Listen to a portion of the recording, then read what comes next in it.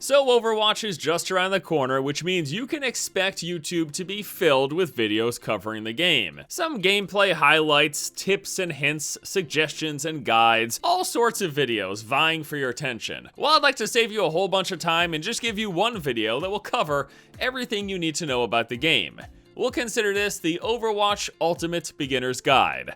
Let's go ahead and get started. I like to start things off with the basics here in tip number 1, just covering what makes Overwatch unique, different from maybe other shooters that you have played in the past. So this is a team shooter focused on 6 vs 6 gameplay with a variety of modes. There are 21 heroes that fill one of 4 roles: tank, offense, defense, and support. And those function how you expect them to. Tanks are tanky, offensive attack, defensive can hold the line, and support characters, they boost you up. Each of these heroes will have a primary attack, with certain heroes having secondary attacks, 2 abilities, and an ultimate, the heavy hitter. The ultimate will charge while in combat as well as slowly over time. So even just standing around, you're still gaining ultimate. Each hero also has access to a quick melee attack. This deals 50 damage and is usable instantly, even after unloading a clip. Now what this ends up doing is making the melee great for a finisher, as 50 damage accounts for 2 ticks of health bar. Speaking of health in this game is divided into 3 parts. There's HP, armor, and shields. All 3 of these can be regained with either health packs or healing abilities. Shields will regenerate slowly over time, and armor has the unique effect of reducing all incoming damage by 5, making it very strong against heroes that fire fast, weak attacks, such as Tracer and Soldier 76. Alright, so now that we've covered the basics, let's go into tip number 2, which is going to be more specific to Overwatch compared to some other shooters.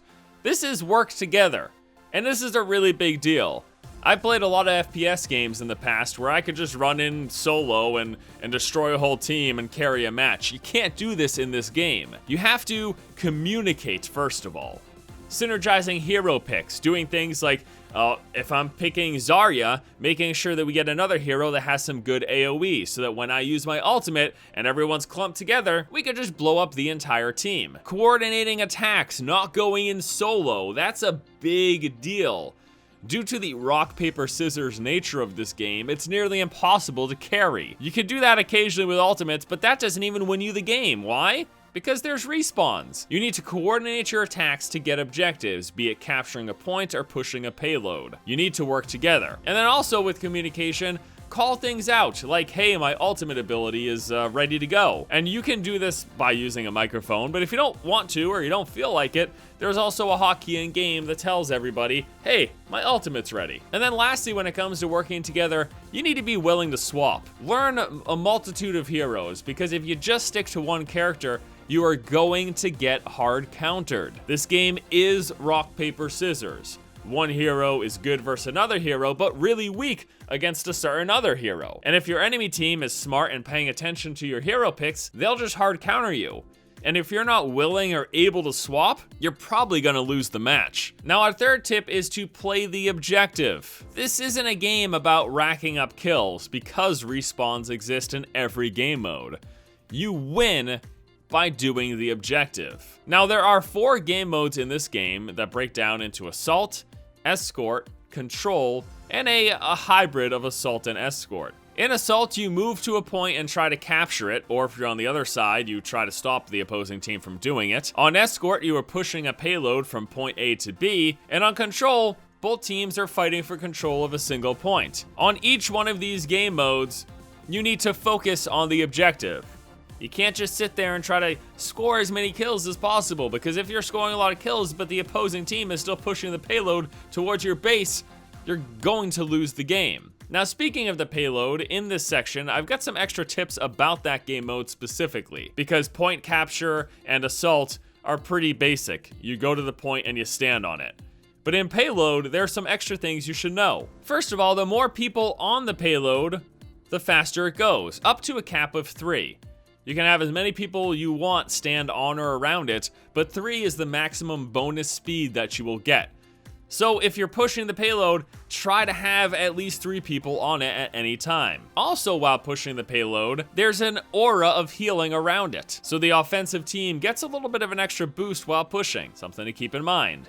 And then lastly, If you're starting to get into a stalemate situation, realize that standing next to the payload, even for just a brief second, will stop it or extend it into overtime. So if you're trying to push the payload and you're the last person on your team, everyone's dead and coming back from respawn, just quickly stand next to the payload. It's going to increase that overtime counter. And on the other side, if you're fighting people around the payload, but you're defending it and you want to stop it from moving, just quickly walk next to it or on top of it. That's gonna stop that push from continuing, rather than just letting it go straight through. Tip number 4 is going to be to learn the maps. Learn those health pack locations.